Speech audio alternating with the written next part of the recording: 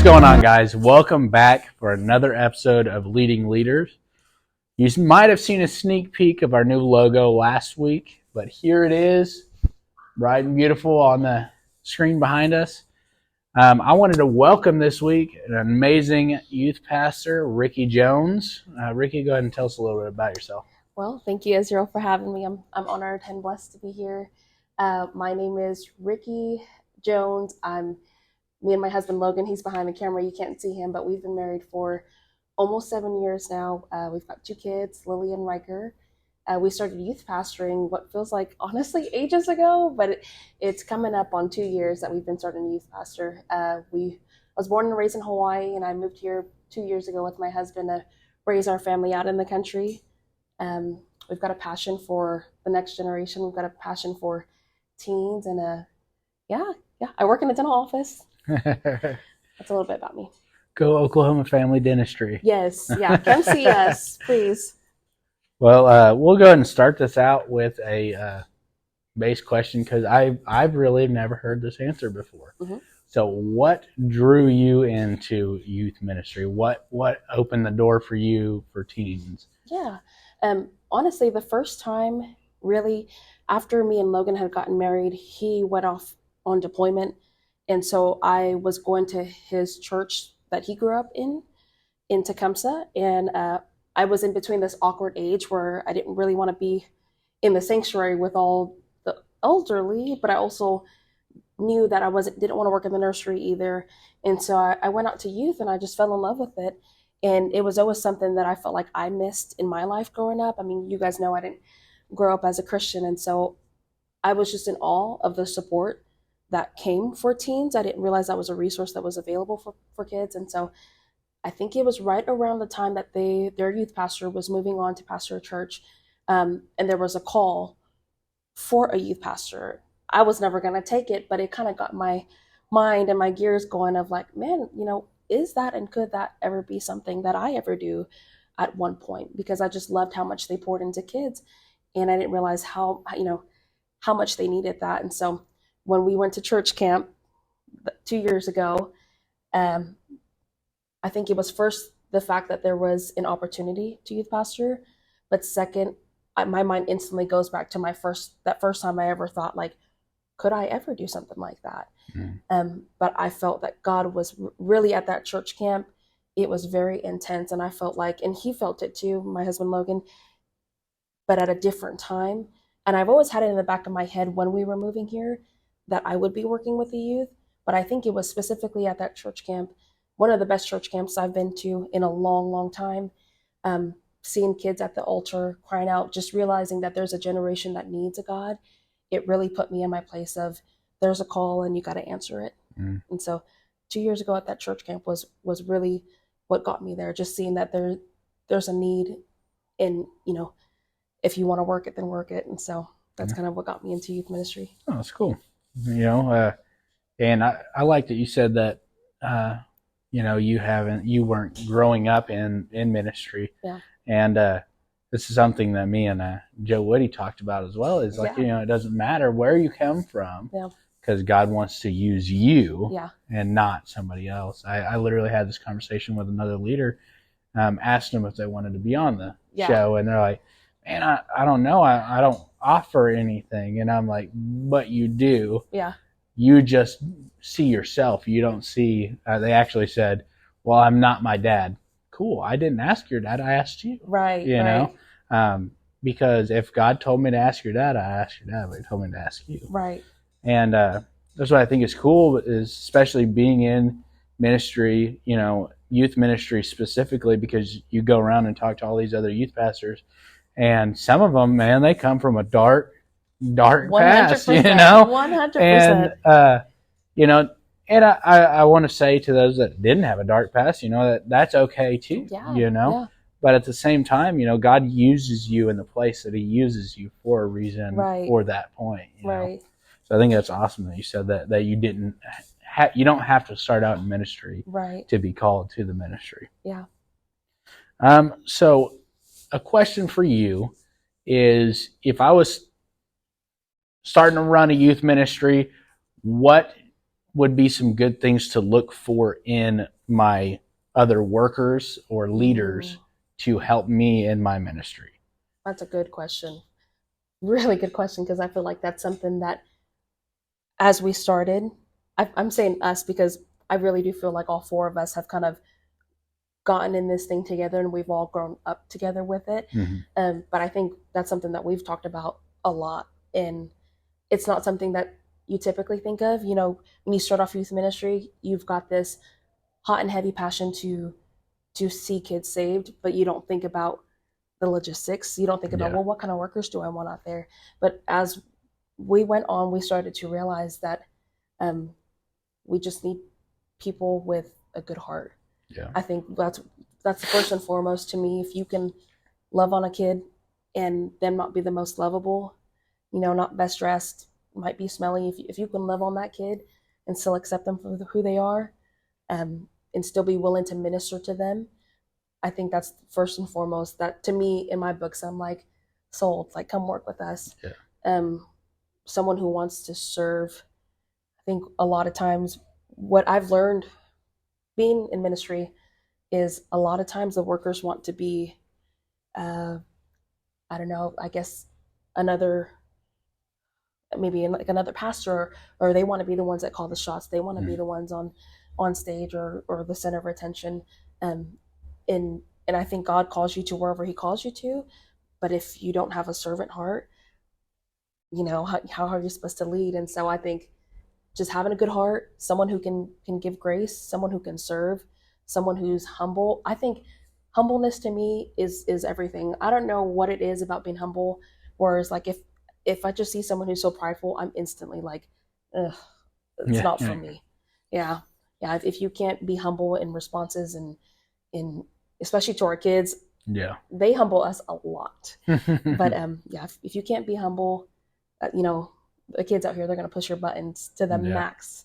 And they're so creative. I was talking about this at work. I'm like, they were roasting me and Logan the other day, and they were so creative. I'm like, you guys have so much potential and talent. But yeah, our kids will humble you, and you just got to be able to be humble. That's it. Yeah, I completely agree with all of those. You know, those are all very, especially the heart. The heart, to me, I agree, is one of the biggest, you know, things. Man, if you don't have the heart for it, you might as well not come out here. Right. You know, because like you said, man, you're gonna have those days where you're like, I would like to punch you in the forehead right now, and but you know, that's where the heart comes in, where you know God truly gives you that blessing to love somebody. I think the only thing that I would, for me personally, add for my people helping me out is reliability. Dude, if I can't rely on you, I don't even want you on my team. That's a good one. Like that's hard for me because you know, one of my biggest things is I like to set my expectations for people. Like, hey, this is my expectation for you, so you know, right? That's one of the biggest things that God's hit me with so much was like, you know, if they don't know, they don't know. You know? And so how can I hold you to an expectation that you have known nothing about? Right. But you know, that's one of the big things to me is reliability, because man, especially when it comes to this, if we're relying on you to bring the food and you don't show up, you know, then we're in between a rock and a hard place. But you know, again, that's where grace comes in. You know, okay, man, you didn't make it on time, and not a big deal. Let's get it kicking next time. Or I think going hand in hand with that is if someone once being confronted with, hey, this is the truth, this is what we need, but I guess almost insubordinately just kind of like, just kind of, I'll do it next time. I'll do it next time. Yeah. I'm like that kind of personality. I'm like, if you're not willing to grow, if you're not willing to do what we ask you to do, that's another thing. I'm like, okay, no, you know, and it's something that I've looked at from a perspective of trying to get an understanding, because I feel like sometimes people are, I guess, reluctant to accept coaching from somebody that they're like, well, who are you to give me coaching? Right. And this is, I've told you and Logan this thing about, you know, me and Michaela, y'all guys are our youth pastor. So we're here to help lift you up, right? We're here to help you come to the next level.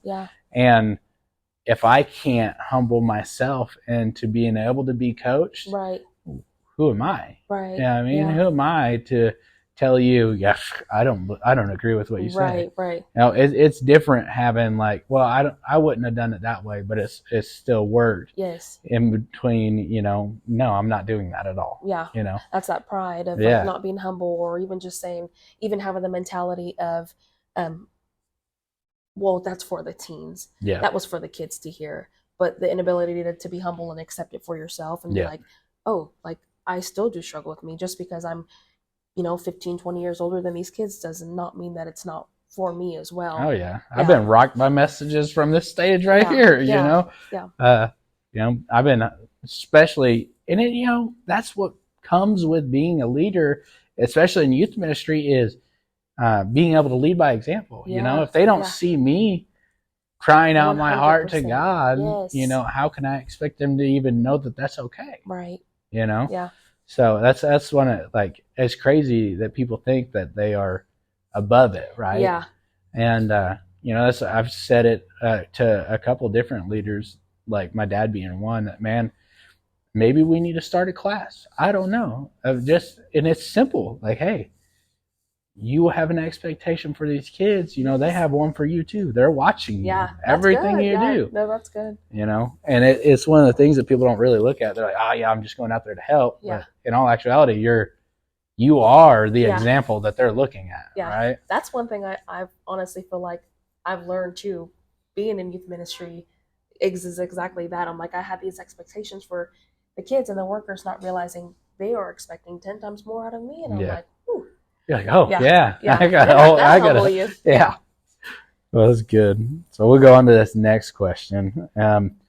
In taking over as youth pastor, because if you don't know, she started out as a youth leader, just like me and Michaela, and then you got brought up to the youth pastor position. So starting out as a youth pastor, what are some difficulties that you've ran into, stepping from a leader into the actual full-time pastoral role?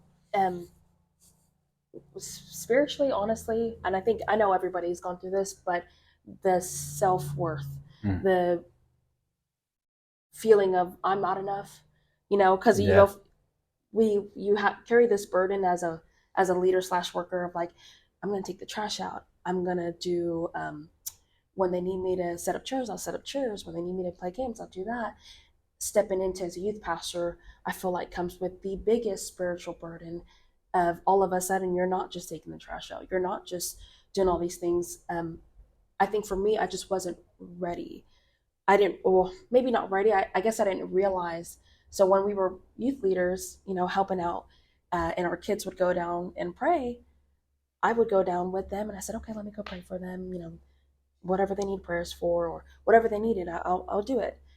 And then stepping into as a youth pastor, it was like, you're not just down there on Wednesdays for 10 minutes praying. You are constantly in your lifestyle, around the clock, 24 hours in the day, 7 days in the week, carrying that burden when you leave that. And I didn't realize that was a big step for me that I didn't know that I was supposed to be taking. And I think all good leaders or workers, if you're working in youth ministry, that should be a goal for you anyways. But then as a youth pastor, that's your goal in your whole life, along with your family, along with your church life. I feel like you are carrying these students 24/7, and you don't have the ability to make excuses. You don't have the ability to slack off and just say, well, it's Friday or it's Thursday. It's not Wednesday anymore. It's like, no, you carry them in your prayer 24/7. What was the question again? I can't carry it all on that one. What is the biggest problem that you've ran into taking over? So spiritually, interceding, carrying our kids, feeling of self-worth, not giving myself enough grace. I was always like, all of a sudden, now that I'm stepping over this line here, I've got to be absolutely perfect. And I don't know if you guys even noticed it, but even after we became youth pastors, I began to shut myself out from church, where I'd walk in and I'd go sit in my pew. As soon as church was done, told Logan I'd be in the car. Like, I was running from the people in church. I didn't like being pointed out. I didn't like when pastor would say, "There's our youth pastor." I didn't like any of that. I didn't want to be recognized. I didn't want to do, I already felt like I was judged so harshly. And I think a lot of it was mentally. I think it was all in my head, but I didn't want any more attention drawn to me because I wasn't feeling good about myself, right? I didn't feel worthy of a call. I would look at all these other awesome youth pastors in our district, or just even online. You go online and there's all these great youth pastors, all these great youth groups, and you tell yourself, I'm not anything like these guys. Mm-hmm. And so you start to compare, and you always find yourself defeated when you compare. And so I just literally ran from being recognized. And Cassie was the first person who ever called it out on me. She said, "You used to be so, extrovert and just so loving and bubbly, what's going on?" And I told her, I said, honestly, I'm scared. I'm literally scared that if I don't smile in the right conversation, they're gonna say something bad about me. They're gonna be like, "Oh, that's not a happy youth pastor. Mm-hmm. That's not what a youth pastor is. That's not what a youth pastor wears." I would think about every outfit that I picked out for church and be like, "Is this what a youth pastor would wear? Or is this too modern? Is this too old school?" And it was just this constant battle of trying to be the perfect person here. It was hard, but that was one of the biggest struggles, was realizing I've got to give myself grace. I've got to. Oh, sorry, here's another one too. Another big difficulty that I've learned from stepping into youth pastoring was realizing, kind of, this truth was kind of shoved in my face by our pastor too, was realizing, am I doing what I'm doing for the youth or for me to check off and say, okay, well, I did it. Mm. Right? We find our acts of service, we find our serving in ministry almost kind of like, there, I did it. There you go, Lord, right? Check mark. Did another Wednesday service. You're welcome. And pastor preached on that on Sunday, and it was just a big O smack in the face, because I knew that was what I was starting to become. I was like, I did my work for you, Lord. That's it, And so lots of struggles coming into youth pastoring that I've never known. I think a lot of times they make it look so easy and so fun, just so light. Youth pastors are always funny. Youth pastors got the best stories. I guess I just didn't realize that there's just a lot more to youth pastoring. Well, that's one of the biggest things, I think, is a false misconception that goes into, taking on your next role in ministry. And especially with, once you get up on where you're the center of attention, that you automatically start judging yourself. And I think that's one of the biggest things that people don't talk about the most, is that, our biggest battlefield is in our mind. Yeah. God says it in the Bible. Yeah. And if we let ourselves, we will destroy ourselves. Right. You know what I mean? And it's funny because, well, it's not funny, but it's ironic because, everybody's like, well, the devil's just out to get me. And in all actuality, no, you just tripped yourself up. He didn't even have to do nothing. Yeah, that's true. And, but it is crazy because we don't talk about that. It's okay to get help from somebody. It's okay to say, man, I'm feeling this way and I don't know how to get out of it. Right. And everybody puts a stigma on actually seeking help. They really do. It's silly. Yeah.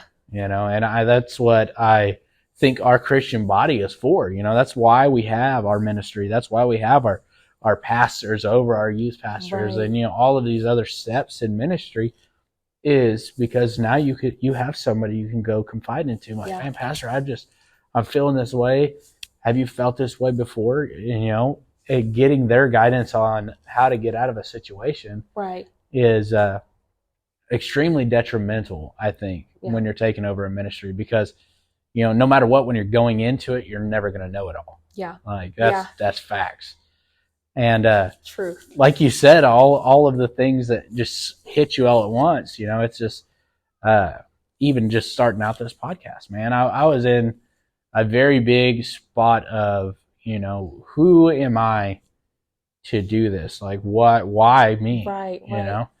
And it's funny because God's like, dude, why not, man? Like it's you because I said to, And I think that and it's not bad to ask questions to God. I think we're actually encouraged to ask God questions. Yeah.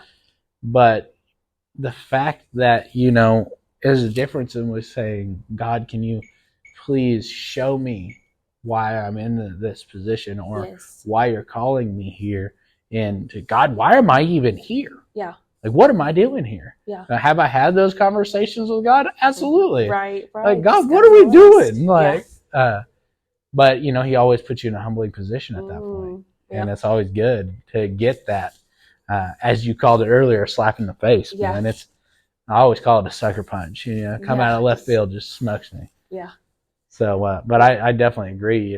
There's a lot of things that people don't talk about coming into ministry that, surprise, and now it's all on you. Yeah. You know what I mean? I will say one thing Billy has taught us was pastors never not made it seem like he wasn't open to talk about it. In fact, he always asked, how are you guys doing? How's the youth group? He's always curious, like, what's going on? How are you doing personally? How's your soul? And he'd ask all those questions. But what I've realized and what I've kind of learned through Billy was I've over-spiritualized it. The whole experience, I've over-spiritualized it to the point where I've kind of justified myself and saying, I can't reach out and ask for help because I'm supposed to go to God and ask for help. And I'm supposed to I'm supposed to be on my knees about 10 hours a day and seek him and get the answer from him. And although that's a great thing to do, but it's like, God's like, you've got resources. You've got a pastor over you. Hey, I gave you this. Use it. Right. So I've over spiritualized that to justify my fear of actually just being judged, because I was already just so fearful of what everybody was going to say, and so it's another big struggle. Hey, and I commend you for even admitting that you have that struggle. A lot of people won't talk about it. But again, like you said, dude, pastor always, hey, how are you? Right. How are you? Right. And I think, like you said, people over spiritualize it. And it's even just walking into the church, like, oh man, how are you today? Oh, I'm doing great. Even though you just came from every shambles on the outside, you're dragging yourself into church because that's the only comfortable place you can go. But you're sitting there lying to everybody's face as soon as you walk in. And that's what I think is the biggest problem in the big C, the church as a whole. It's not really the church has a problem with asking you if you're all right. We have a problem admitting that we're not all right. We're not. That's true. You know? And I love Pastor Jeff. It's okay to not be okay, but it's not okay to say that way. Right. You come to God, you drop it here. Now you can walk out better. Yeah. And I think that's like one of the biggest things in church that we're struggling with nowadays is the fear to admit that we actually have an issue. Yeah, that's true. Well, that was a long conversation, but it may be more than 45 minutes. It's all right. We'll go to took up all the time. Go to the next one. So this one is, how is it is there a major difference in between a sexual youth pastor or youth leader and being just your youth pastor? 100%. I feel like my youth pastoring style was not what I expected it to be. I always thought, we're younger. Logan's growing up in church. He had an awesome youth pastor growing up, Jerry Kuhn. And then after Jerry Kuhn was Andrew Payne, and he had these awesome, fun, energetic youth pastors. I would say typically we're like that as well. And we like to joke around too. So I always thought my youth pastoring style would be fun and light and energetic. Well, come to find out, I'm not. I guess I think I'm the boring of between me and Logan. He's the fun. Let's go play volleyball. Let's talk trash while we're playing volleyball. Let's do all the fun stuff. Whereas when I was getting to youth ministry, I think this might have been me over spiritualizing too, but even I find my style till this day has always been very serious. I do laugh about certain things. I'll make a joke, here or there, but I've always felt like, okay, but this, when I'm going to tell you this, I need to be honest and I need to be serious and I need you guys to listen to me. Versus being sectional youth director, I think I feel like a promoter. I feel like I'm going around and trying to get everybody together, and I've got to be this light and fun and make it an attractive event. Hey, you guys come out here. I don't think there is, any spirituality to it, really. It's just, you just got a job to do to get everybody together. Whatever you got to do to get everybody together is that's your job. So it's not anything hard or serious. It's not that bad. I wouldn't say it's the easiest thing ever, but really, there's no seriousness to being sectional youth. I think a lot of people, and me and Pastor have talked about this too. He said, you get SYD by your name and you're in. And I'm like, it's not that big of a deal. I'm like, all you got to do is just coordinate events and get everybody there. And that's about it. But youth pastoring, my style has just been a lot more serious versus sectional youth directing. But that's what I think is cool. Yeah, because I mean, Logan grew up with awesome youth pastors, but the fact that people don't understand that you're not going to be them. Yes. Logan's not going to be them. Yes. Because God called you to be yourself. Yeah, right? 100%. And he can't talk to you. Right. When you're trying to be somebody else. Yes. And through you when you're trying to be somebody else. Add that to the list of parts. Yeah. Seriously, that's another one. Yeah. Yeah. And it's awesome though, because once you it's like getting a light bulb. Once you get your light bulb, you're just like, oh man, this whole time he just wanted me. Like that's it. Yeah. Like that's all he wanted. And it goes back to the Jesus or Bible teacher on TikTok. He said, what was the biggest lie that you were ever told? And he's like, well, it's that easy. Yeah. And they're like, he's like, well, what do you mean? He goes, people always told me it ain't that easy, but it really is that easy. That God only wants you. Yeah. He only wants you to 100%. Step in. Yeah. So that's awesome that you've finally found that place where you can fully give yourself instead of trying to emulate somebody else. Right. Yeah. Because I'm like, our kids a lot of them are younger, middle school, just coming in here. Their attention span isn't that long anyways, and so, and then we've got, awesome executive pastor Billy. He's a funny guy. Pastor's a funny guy. We've got a lot of funny people in leadership positions. And so I was like, I guess I've got to be that. I've got to be funny. I've got to be light. I've got to tell the best joke. And God's like, that's not you, and I've come to a place where like, I've got to preach, what he's laid on my heart. And I can't be that. And so I'm not good at it anyways. Hey dude, I can agree with you. Cause I'm telling you, every time you've asked me to come up here and speak, man, it's not that I don't want to be funny and stuff, but that's not what God told me. Yes, yeah. God's told me this, so I gotta say this. I can't. I think that's one of the things people struggle with is they're like, well, God told me this, but I have to kind of turn it. And in all actuality, man, when God says something, you just do that, and you'll be all right. Yeah, don't add, don't take away from it. And we also think like, what's going to captivate their mind. And, obviously you're like, well, you hear something funny that typically draws you in.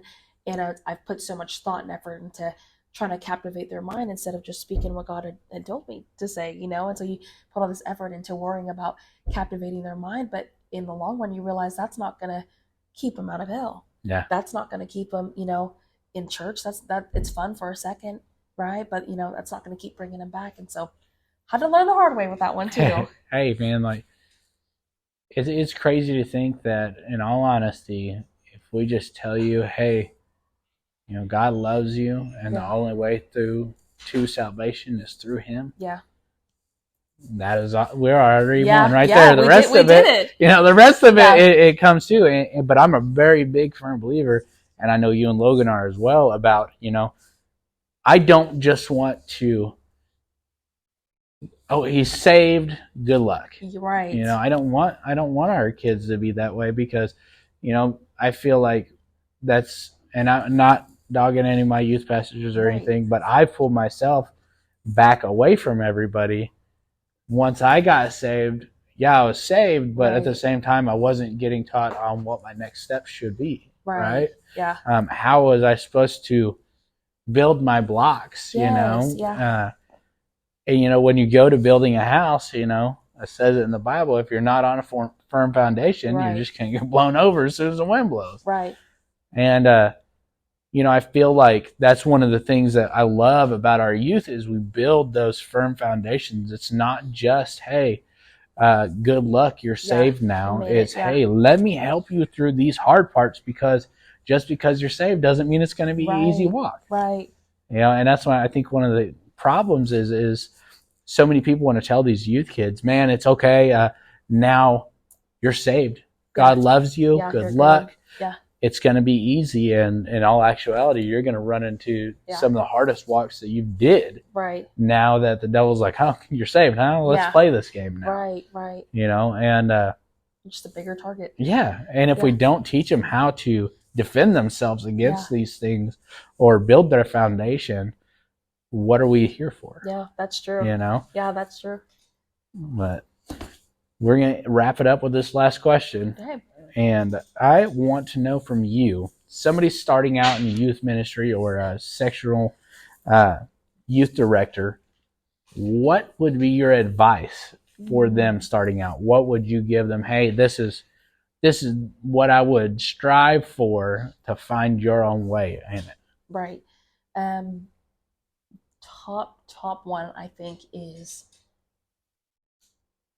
you've got to, for yourself first, ground yourself in the Bible. I think a lot of times we see, this isn't a bad thing, but it's something that I know from experience, and whoever's watching out there, I'm just being completely honest and just completely real. But you've got to ground yourself in the Word first, right? Because we can't teach kids what we think we know, right? Yeah, exactly. We got to teach kids what we actually know to be true. But from what I learned is that stepping up as a youth pastor had actually, in a way, pushed me to be more in my prayer closet, to be more in my Bible reading. It has pushed me to be a better leader, a better steward, a better Christian, when in all actuality, I feel like that's got to be your ground, your square one. Like you've got to already have that there. Build on it, yes, right? But you can't put a baby in a spot of leadership. And I'm not saying I was a baby, but I felt like if I could do one thing over again, it was ground myself in the Word for myself. Give yourself tons of grace, right? Not hall passes, grace, right? Not hall passes to make excuses, just grace at the altar. And then also, I think this is the biggest one for me, is ask for help. You guys know this, that I've struggled so hard in the beginning because, like I said, I had to do it. I had to be all of it. I had to do the worship. We got to ride the van, got to do the worship, got to preach, then you got to sing, then you got to close. And I've always been like, I've got to do all of it. Ask for help. Like, you will burn yourself out so quick thinking that, you got to do it all. You don't. You guys know this. I'm like, you guys have asked several times, what can I do? And I'm just like, I think we're good. And really, I was drowning in endless tasks where it just took away from my relationship with God because it just became tasks. It's just like, I gotta do this, gotta do that, but ask for help. So grace for yourself, be grounded in the Word for yourself first before you try to teach. We've heard Pastor them say several times, about like TikTok pastors or online pastors not having that covering, which I get it. That's true too. And then, just ask for help. That's all it is. You don't have to be perfect. Yeah. But your inability to ask for help makes you a horrible, horrible leader. And I've learned that, again, from experience. Yeah, well, but and that also goes to your grace, man. You got to give yourself grace because, like you said, I'm not saying you weren't really a baby Christian, but you're still learning, and that's what this whole process is. And the cool thing about God sticking you where you were when He did was that just moved you on, right? Yes, it brought you up to the level that you needed to be, for yourself, for God, and that's amazing, and I completely agree with you, dude. Is you gotta ask for help. You can't, and that's one of the biggest things I love Pastor Jeff saying, dude, it's not a one-man band. You ain't clanging the tambourine with your knees while playing that accordion, but that's one of the things that I love about our group right now is, like, we got a solid foundation to where, hey, that you're this, know that you're this, you're here, and we don't have to ask each other for, hey, where are you at? It's expected now. Everybody knows. They're like, okay, you got this. I'll do this. I remember when Michaela first said she had a couple of announcements to do, it was like she would do a couple of them, like her announcements that she needed to get out, whether it was for a fundraiser, and then I would come and I would do my announcements. And it, we had our meeting with Billy and Jeff, and they were like, delegate, sister. Like, you're the reason why, like, if you're feeling burnt out, it's because you're not delegating. And so I'm like, why am I having her doing her announcements, and I'm doing my announcements? I'm like, she does all the announcements now. So it's not to where I have to text her every Wednesday and be like, hey, are you doing announcements? It's expected. Yeah. And she does a great job of it, and she makes awesome slides. And so, you see it on there, and I'm just sitting there like, this entire time she could have been doing that, and I've just been I got to do it all by myself. So yeah. Hey, that's awesome though. That's a growing. We're growing as. I don't think, and I said this before, I don't think we can ever reach our pinnacle. Right. Our pinnacle is going to be when we die and get to go be with Jesus. Right. Right. But I always suggest everybody needs to just continue growing, get the most out of God that you possibly can. Continue filling your cup. But I loved having you on. Thank you for having me. Oh no, I thank you for accepting, coming on and doing this with me. Yeah, well, we appreciate it, and thank you guys, and I just hope you guys go and support. He took the logo down, but go ahead and like and share and subscribe and share it to your friends. You have Cash App on here too, so get it posted on there. Well, yeah, guys, thank you for listening for this episode of Leading Leaders. Come back next week for another amazing leader. We're going to be on the road next week talking to none other than Nathan Graham. Woo-hoo. Get on here and check out what he has to say. God bless you.